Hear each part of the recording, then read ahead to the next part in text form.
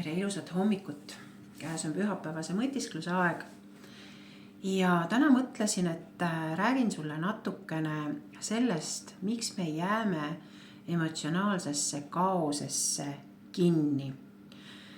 Ja väga paljud inimesed jäävad sinna kinni. Ja minu elus on olnud perioode, või hetki, kui ma olen ka ise sinna kinni jäänud. Ja ma tõesti, kindlasti oli erandeid, aga võiks öelda, et peaaegu enamus inimesi on siis ühel või teisel moel istunud mingit sorti emotsionaalses kaoses kinni ning see olukord on nende elus püsinud ja nad ei ole sealt välja saanud. Et miks nad siis sinna langevad ja miks nad sealt välja ei saa? Et selles on küsimus. Ja ühesõnaga, et vaata nii kaua, kui inimesel läheb hästi ja inimene on rahulolev, rõõmus või õnnelik, et nii kaua me ei mõtle selle peale, et emotsioonid püsivad, kuigi see rahulolu, rõõm ja õnn, ka need on ju tunded, ka need on emotsioonid. Ja kui me räägime tunnetest või emotsioonidest, siis paratamatult, kui me räägime mingitest probleemidest, siis me mõtleme seal siis haiget tegevaid või häirivaid tundeid ja seisundeid, eks ole. Ja ütleme siis niimoodi, et ühes teises videos ma olen rääkinud küll hästi põgusalt, aga on olnud juttu sellest, et inimesel on just kui natukene ka geneetiline soodumus siis kas positiivsusele või negatiivsusele. Ehk siis negatiivsele mõtteviisile või positiivsele. Kuigi inimese keskkond siiski valdavalt kujundab seda mõtteviisi, aga eelsoodumus võib siis olla seotud siis serotoniini transportivatest nii-öelda sellest ahelast, et kas need rakud on seal lühemad, DNA rakud on siis seal lühemad või pikemad, eks ole. Ja siis mis ma siin veel mõtlesin on see, et võtame jällegi, loomulikult kõik asju saab ajada ju lapsepõlve süüks ja väga paljud asjad ongi ju meil lapsepõlvest alguse saanud. Ehk siis nüüd need inimesed, kes jäävad nendesse negatiivsetesse, häirivatesse tunnetesse kinni, et minu vastuvõttudel vähemalt, kui on küll selgunud, et 100% kõik nendest, kes istuvad kinni, et nende lapsepõlves on olnud siis selliseid kogemusi, kus nad on vajanud mingisugust turvalist abi või toetust iseendaga, oma tunnetega, oma mõtetega toimetulekul ja sellel hetkel nad ei ole seda abi saanud. Ja eesmärk ei ole siin süüdlast otsida, aga lihtsalt sellel hetkel ei ole nad saanud. Ja see nüüd ei ole mingi ühekordne juhus, sest ühekordne asi ei muuda meid, aga meie lapsepõlvekodudes on olnud teatud mustrid. Ja kui see muster on selline, et probleemidega peab ise hakkama saama, tundeid ei tohi välja näidata ja mis iganes, et erinevates peredes võib see olla erinev, siis vaatamata sellele, meil on tekkinud nagu selline olukord, et kui mul on raske, et ma ei ole saanud adekvaatset täiskasvanu poolset toetust, ega keegi ei ole ka mind õpetanud, kuidas ma nende tunnetega toime peaks saama, siis mul just kui on nagu kergem langeda sinna häirivate tunnete lõksu ja sinna pidama jääda. Et see on nagu soodumus selleks kasvab. See ei tähenda, et ma pean sinna langema, et ma pean sinna kinni jääma. Aga soodumus selleks kasvab või öelda pinnas on viljakas, ütleme siis niimoodi. Ja räägime täna siis ikkagi täiskasvanud inimestest, et on siis need lapsepõlved meil, millised nad on. Aga et ütleme niimoodi, et täna täiskasvanud inimestena justkui tarkade, intelligentsete, töökate, toimetulevate inimestena jääme me ka sinna võrku kinni. Et miks me siis ei suuda edasi minna? Või miks me siis laseme päevadel, nädalatel või kuude kaupa nendel häirivatel ja haiget tegevatel meeleseisunditel ennast häirida, ennast tagasi hoida, ennast paigal hoida, on isegi õigem öelda. Ja siin on väga lihtne põhjus, et need tunded, need, mis meid häirivad või haiget teevad, need on oma loomult pisut erineva energeetikaga. Näiteks mõned inimesed on valdavalt kurvad. kurbus on oma loomult selline hästi jõuetu emotsioon, et kui inimene on pikka aega, see pikk või lühike, see on ka subjektiivne, eks ole. Kui inimene on mõnda aega püsinud seal kurbuse laines, selles kurbuse tundes, siis juhtub selline lugu, et kurbus on jõuetu emotsioon, et tal ei ole seda energiat. Ja kui sina oled kurb, siis sul ei ole ka just kui seda jõudu, et tegutseda, et justkui seda jõudu, et midagi ette võtta. Ja kurbus on ka enesehaletsusega seotud. Eks sellise ohvri seisundiga, et vaene mina, et mul on ikka liiga raske.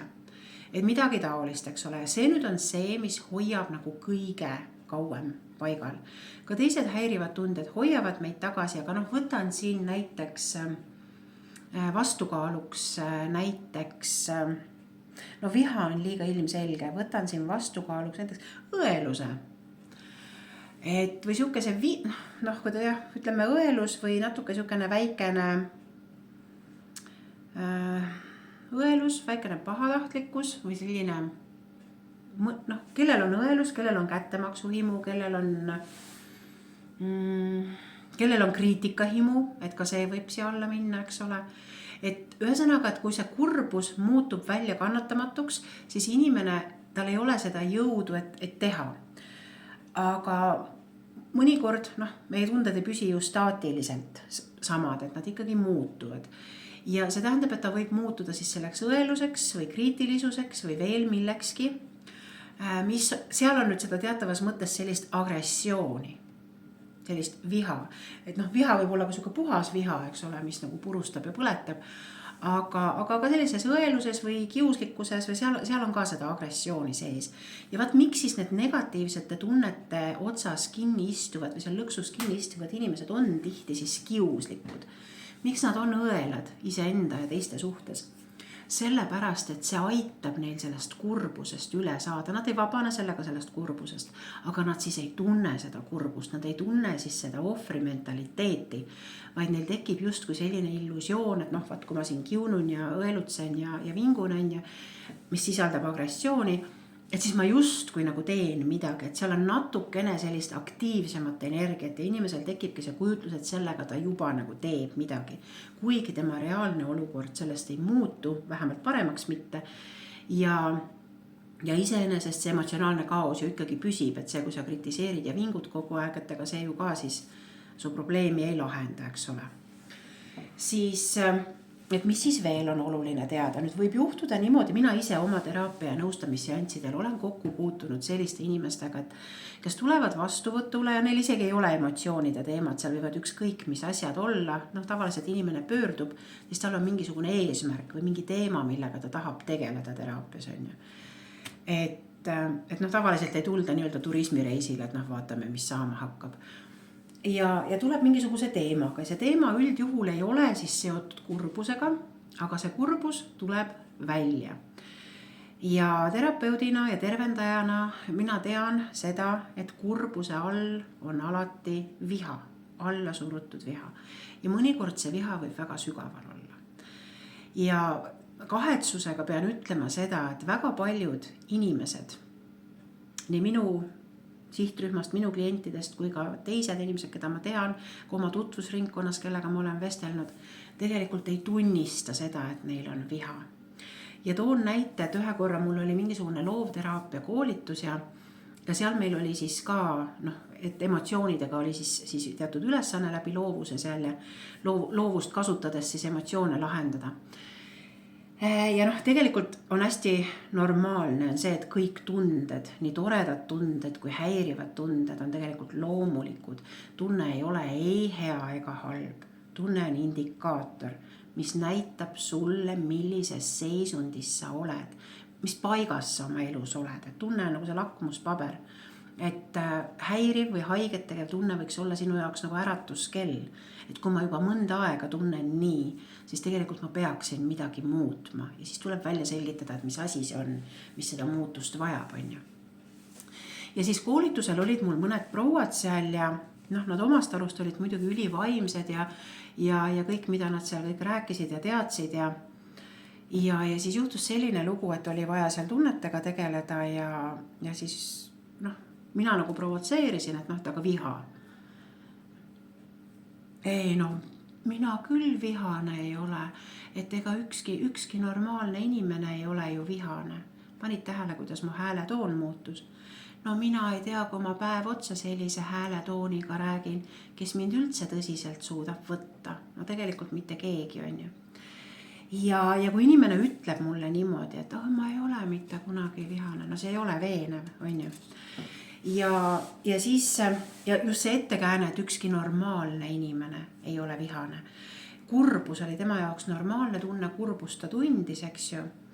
Ja see nüüd on, et tuleb, see oli lihtsalt näide, me ei pea siin teisi inimesi arutama, see oli lihtsalt näide. Aga seda tüüpi inimesed, kes ei tunnista oma viha, näiteks viha, õelust, kriitilisust, nõudlikkust, ülinõudlikkust iseenda või teiste suhtes, et kes seda ei tunnista, et nende puhul on see, jäädakse sinna lõksu nagu väga pikaks ajaks. Nad muutuvad, selle kohta tänapäeval on moodne sõna, et toksilised inimesed, eks ole, et nad muutuvad toksiliseks, sest nende jutt on nii negatiivne, et teistel inimestel hakkab varem või hiljem hakkab olema raske seda taluda, raske seda välja kannatada lihtsalt. Ja võib juhtuda, et siis inimesed hakkavad temast näiteks eemale hoidma või siis nalja tegema, eks ole, tema juttude või tegevuste üle, aga kuna inimene on negatiivses häiritud meeleolus, siis ta tihtilugu ei saa ka naljast aru, ja solvub ja paneb pahaks ja kõik sellised asjad, mis sisuliselt tähendab seda, et ta langeb sinna kaosesse veel sügavamale, kui ta seal enne oli. Ehk siis need inimesed, kes ei tunnista kurbuse all olevaid teisi valusaid või häirivaid tundeid, püsivad seal emotsionaalses kaoses kauem kui ülejäänud inimesed. See tähendab seda, et kui sa tahad hakata sealt välja tulema, siis on oluline hakata oma tundeid ära tundma, neid nimetama ja aktsepteerima. Ja aktsepteerimine ei tähenda see, et ma nüüd olen uhke või õnnelik selle üle, et need mul kõik on. Vaid ma ei valeta endale, et ma saan aru, kui ma olen vihane. Ma saan aru, kui ma olen pettunud. Ma saan aru, kui ma olen praegu pahada, kiuslik näiteks või õel, ma saan sellest aru ja seda tuleks endale tunnistada, seda ei pea tervele maailmale kuulutama, kui ei taha, aga endale tuleks seda tunnistada. Ja see on see koht, kus sa hakkad nägema seda, milliste probleemide või milliste emotsioonide taga sinu enda eluenergia kinni istub, sest kõik see, mida me hoiame kinni, seda me ei saa kasutada. Oletame, et vaat see sama kurbus või see sama mingisugune kiuslikkus on ju. Miks ma olen kurb? Sest ma mõtlen kogu aeg neid asju, mis mind kurvastavad. Ma mõtlen enda kannatuste peale. Ma tunnen neid tundeid uuesti on ju. Mõnikord ma võib-olla ärritun ka. Ühesõnaga saad aru, et ma hoian seda nõiaringi nagu ise aktiivsena ja elusena. Ja seni kaua, kui ma teda hoian, on minu energia seal all kinni. Ma ei saa mõelda selle peale, kuidas tegeleda mingisuguste heade või kasulike või ilusate või üllaste asjadega. See ei tule mul pähegi. Sest kogu minu enda hinge vaimne jõud kui ka siis tegelikult see vaba energia, mida me universumist saame, mis läbi minu siin maailmas ringleb on ja kõik see on selle probleemi all seal kinni. Ja kõik see, mis istub seal kinni, seda mina kasutada ei saa. See tähendab seda, et emotsioonide ja enda seisundi aus äratundmine ja tunnistamine, aktsepteerimine, jah, ma praegu olen selline, jah, ma praegu tunnen nii. Tegelikult iga kord, kui sa midagi tunnistad, sa aitad sealt ühe raasukese seda energiat vabastada. Ja see tähendab seda, et see sinu, kuidas ma ütlen, see ületootmine, see häirivate ja valusate ei peagi ütlema, häirivad ja valusad nagunii, aga ütleme selle emotsionaalse kaose ületootmine jääb järjest vähemaks, kuni see mingil hetkel ei pööragi sellele enam tähelepanu. Siis mis veel võib juhtuda, kui nüüd inimene ja küll, et kui ta on selline nutunaine või selline kurbuse hunnik on ju, siis ta on täiesti jõuetu ja siis ta ei mõtle võib-olla seal väga palju peale selle kurbuse millestki või sellest, kuidas kõik on ülekohtune on ju. Aga kui tal nüüd on seda agressiivset energiat natukene rohkem, siis see agressioon võib olla suunatud ka iseenda vastu. Näed, ma ei saa sellega hakkama, ise kogu aeg nõuan teistelt või endalt seda ja toda, aga näed, ise ma ei suuda seda teha, on ju.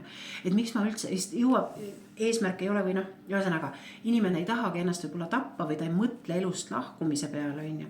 Aga ta hakkab esitama omale küsimusi, et miks ma üldse elan, kui ma ei suuda ise oma sõnade järgi käituda. Mis mu elul üldse mõtet on ju. Et saad aru, et tekivad nagu need eksistentsiaalsed küsimused ja probleemid. Ja see tähendab kuni sinnamaani välja, et inimene ise oma nõudlikkusega nii-öelda mängib ennast nurka.